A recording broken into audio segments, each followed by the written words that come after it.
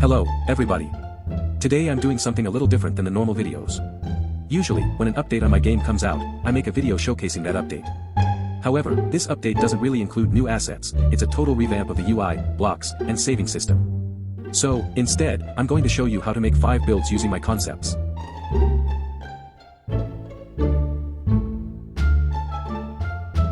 Our first build is a 5 Nights at Freddy's type POV where the camera faces where the mouse is.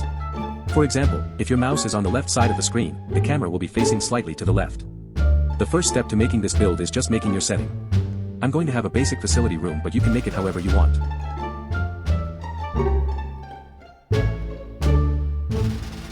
Just a reminder, for adding your own decorations, you can play with the mesh block. I have a mesh ID and texture ID for a monitor ready. If you're not sure how to use this block, make sure to check out my mesh block video in which I explain how to.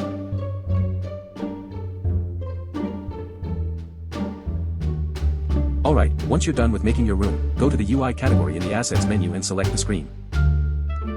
It doesn't matter where you place it as long as you follow the next steps correctly. The only thing you need to watch out for are the left/right indicators. Make sure it's placed conveniently where you can remember that the left side is facing the left and same with the right. Now, scale the block sideways to however many sections you want to split the player's screen in. I'm just going to have 3 sections. Now reopen the Assets menu and select the UI hover block. Place 1 for each section of your block. Since my screen is 3 blocks wide, I will place 3 hover blocks in a row. Now, reopen the Assets menu, go to the Links category, and select the Animate Gate. Place 1 for each of your hover blocks. Link the UI screen to each of your UI hovers so that they are actually included as parts of the screen. After that, link each UI hover to its corresponding Animate Gate. You can place the player spawn anywhere because the POV system won't need to see the player anyway. After that, place a touch trigger inside of it and keep all the settings the same.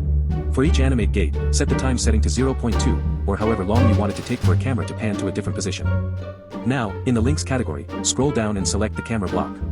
Position this camera block to however you want the default position to be. Mine's going to be facing right at the monitor. Now, still in the Links category, select the Move Reference block. Place a move reference for each of your UI hover blocks. Rotate the first move reference to match the camera block, and rotate the rest to face their corresponding direction.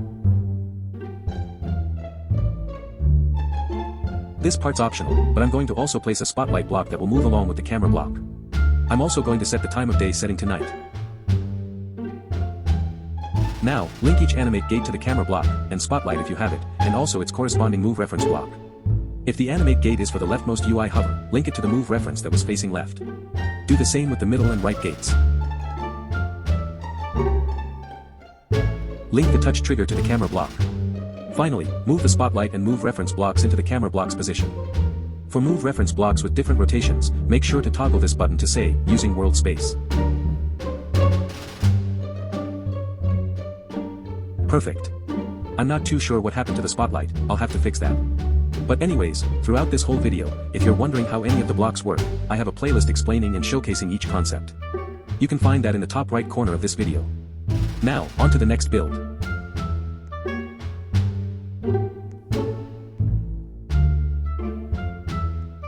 Alright, once again, the first step is building the setting. Mine's going to be a basic grass baseplate with a tunnel that the cars drive through. Wherever your player spawn is, put a touch trigger inside of it and keep all of its settings the same. Now, build the tunnel.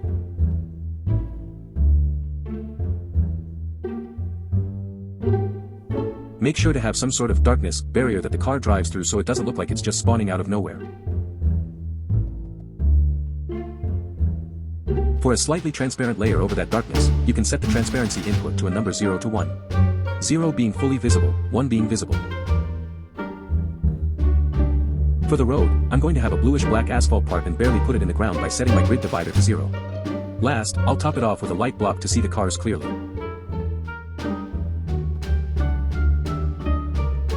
Now, we're actually going to place the car. Go to Decorations and find the large car asset. Place it at the beginning of the tunnel, behind the darkness barrier. The color of the car doesn't matter because we're going to have it randomly colored later. Anyways, go to Links and select the Move Reference block.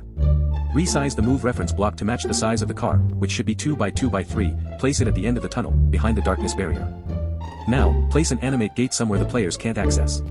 Set the time to 1.5, or however long you want the car to take to drive to the other side of the tunnel. Also set the repeat count to -1, which is infinite. Link the Animate Gate to both the Move Reference block and the car.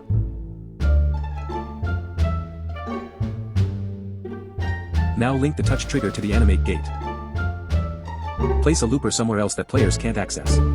Set the loop repetitions to 0, which is infinite. For the loop interval, whatever time you set for the animate gate, divide that by 2. In my case, 1.5 divided by 2 is equal to 0.75. Now link the touch trigger to the looper. Place a random selector and link the looper to it. For the random selector settings, you could either leave it as default or set it to remove choice and restart. The second option is better for if you don't want the same car color appearing twice in a row. Open the asset menu and select the configure gate from the links category.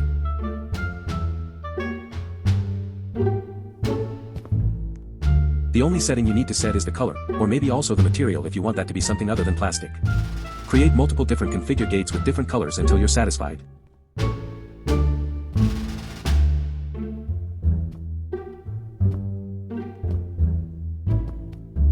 Now, link the random selector to each of the configure gates.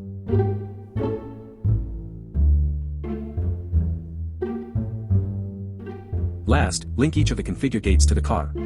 After this, you can test the game to see the final product.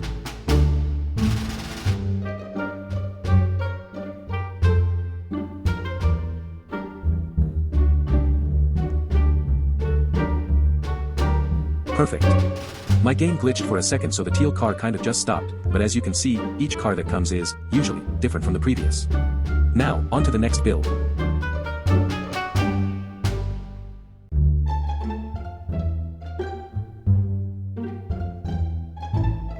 For this one, you don't really need a setting, just match the platform's design with whatever theme you have going on for your Obby map. The first stage I will be showing you how to make is just a simple rotating part that you have to get on to proceed to the other side. Make sure it's not too far from either platform and not too narrow or wide. The second stage will be a circular platform with a spinning kill block that you have to jump over. I'm going to make 2 of these. Open the asset menu and select the move reference block from the links category. Place it face up and at the bottom of the middle of the spinning part. Duplicate the move reference under each of these dynamic platforms. I'm going to create a separate platform for the links, but you can place your links anywhere the players can't access. Or inside of platforms or something like that. Start by placing an animate gate and linking it to both the spinning part as well as the move reference block under it. For the settings of the animate gate, set the animate type to spin. You can play with the speed or power, but that's not necessary. Now place 2 more animate gates for the other platforms.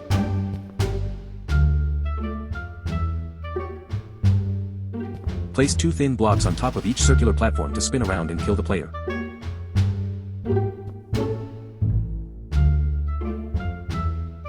Open the Assets menu and select the Advanced Touch Trigger from the Links menu. In case you don't know, the Advanced Touch Trigger is able to detect multiple players at the same time, so if 2 players are touching this kill brick at the same time, they will both die. Resize the Advanced Touch Trigger to match the size of the red kill brick. Repeat this for all of your platforms. Actually, instead of using regular blocks for the kill bricks, we should use knocklet blocks instead. Let's just go ahead and replace those bad boys right quick.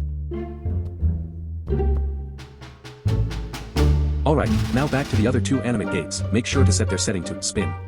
Then, link it to the corresponding move reference block, corresponding kill brick, and the corresponding advanced touch trigger.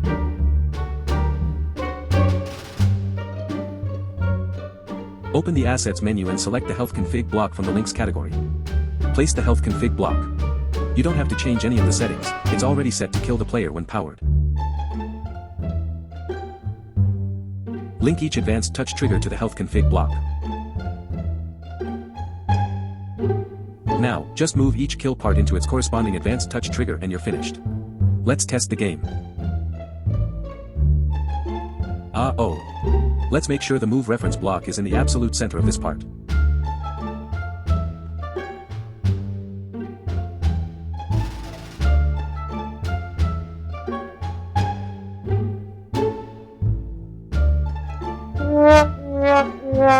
Embarrassing, let's try that again.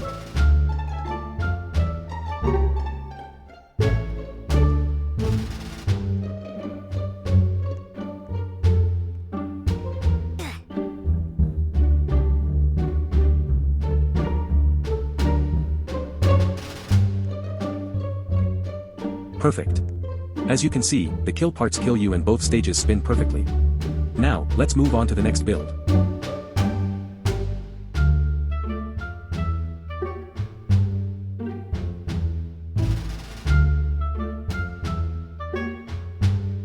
As you guys may know, the Escape Door 3 came out in Piggy Build mode.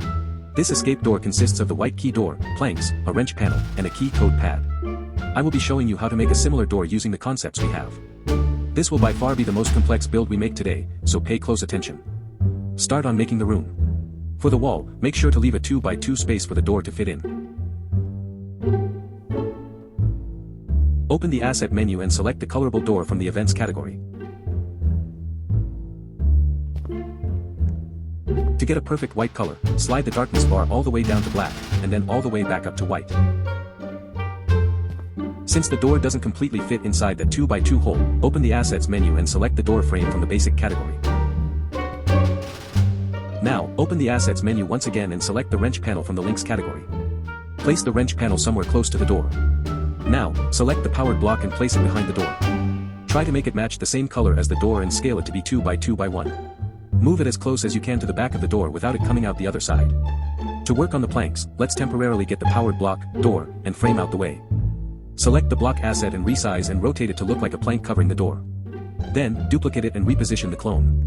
Remember that the local/world space toggle is your friend when it comes to advanced rotations.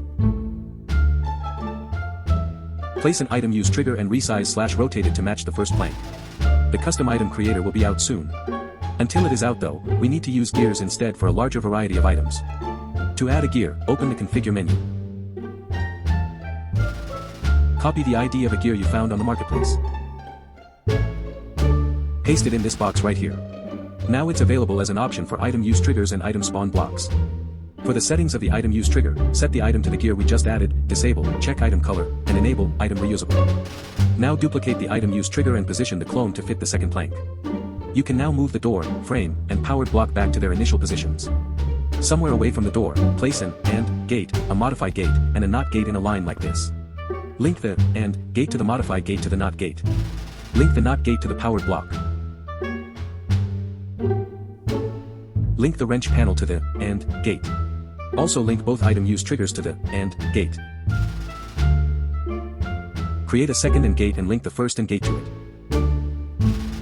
Place an advanced touch trigger and resize/reposition it to be right behind the door. Make sure to disable the stays on forever after touching setting. Link the advanced touch trigger to the second AND gate we placed.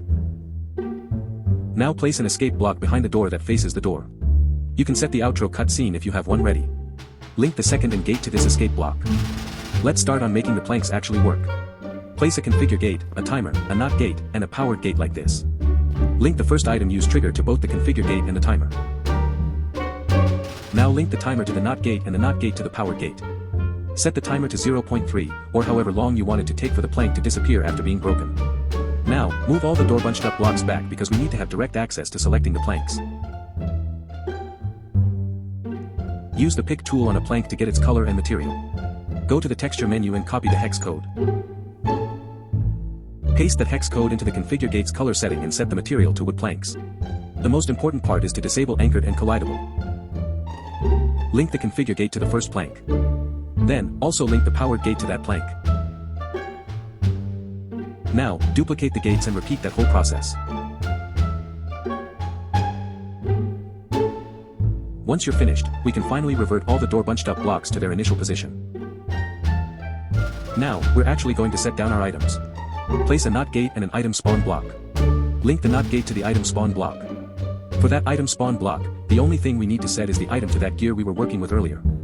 Then, just place the other items found in the items category.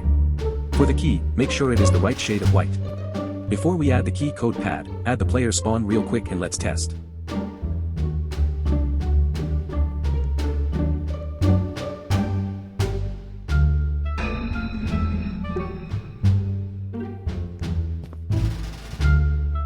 Oops.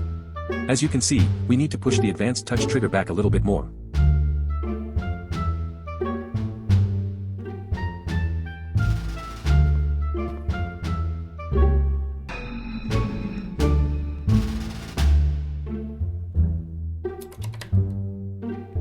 Perfect. You may have noticed that the item use trigger kind of got in the way of our mouse.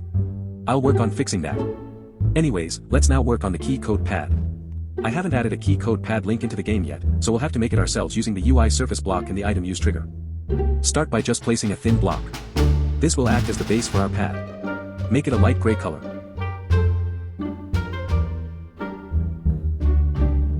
Again, since the custom item creator isn't out yet, we'll have to improvise. I'm going to use a white keycard. Open the asset menu and select the UI surface from the UI category.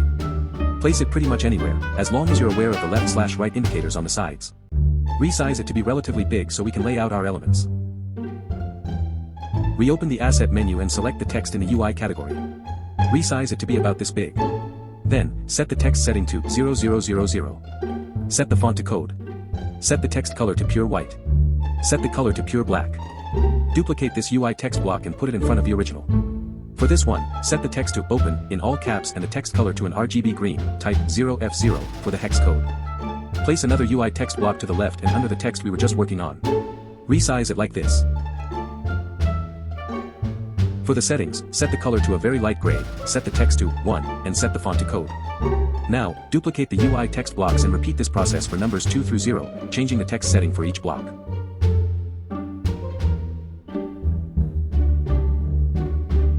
Once you're finished, link the UI surface to each of these UI text blocks. Now, still in the UI category, select and place the Adornee block. Place it where the light gray pad is. Now link the UI surface to the Adornee block.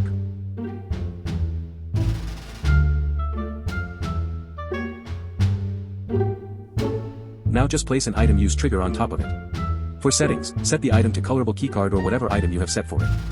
You should also enable item reusable, but I forgot to do that in this recording. Now, link the item use trigger to the first, and gate. Also link it to the UI text block at the top that's in the front. Now let's test.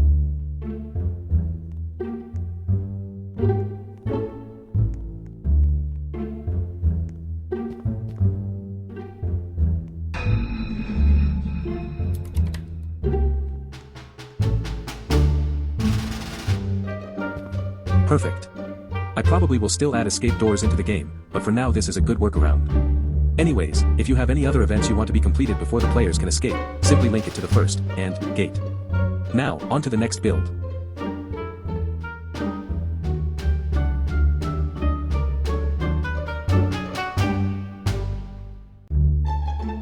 For our last build of the day, I'm showing you guys how to make game passes that actually do stuff. You can use this to give the player a gear like a gravity coil or something, but the example I'm going with is doubling the player's speed. Like always, the first step is creating the setting. I'm just going to make it grass plain surrounded by hills.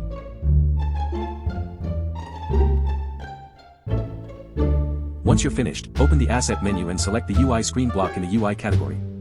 Place it anywhere as long as you're aware of the left/right indicators on both sides. Resize this UI screen to be big enough where you can nicely lay out your elements. Select and place a UI text block. I'm going to put it near the corner of the screen and resize it a bit, but you could customize it however you want. Link the UI screen to the UI text.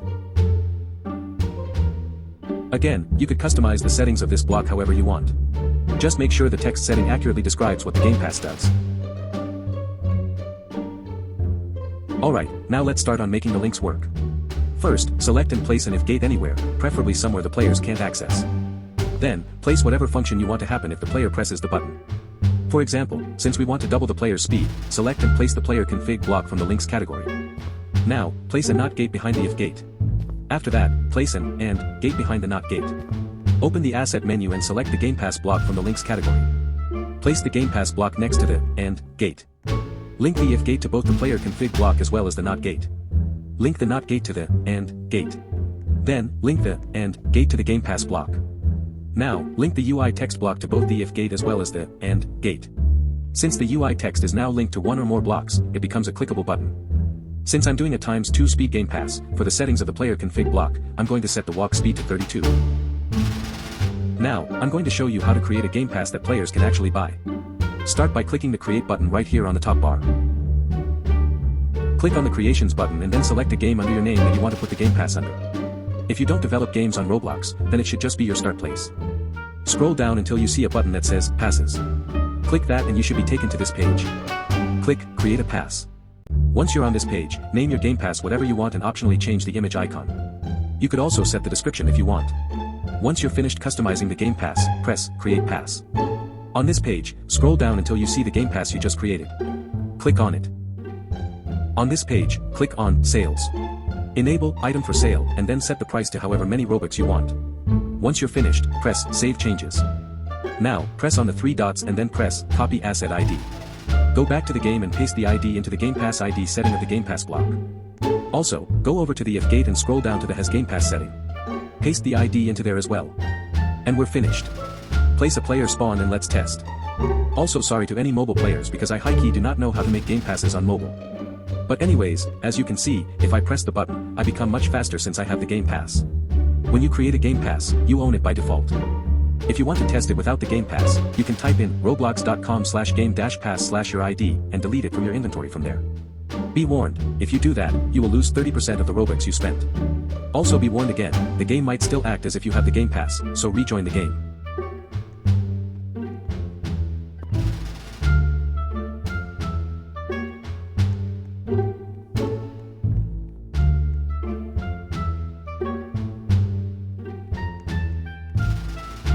And there we go. Remember that you can make the Game Pass do much more than just double speed, just replace the player config block with different function blocks. But anyways, that was it for today. This video was heavily inspired by the How to Build videos Ernie C3 makes for the official Piggy Build mode. I hope you enjoyed this video. If you did, it would really help me out if you liked this video and subscribed. If you guys want me to turn this into a series where I take your ideas and build them using my game, let me know in the comments. Overall, just thank you so much for watching and making it to the end of this video. I'll see you in the next video.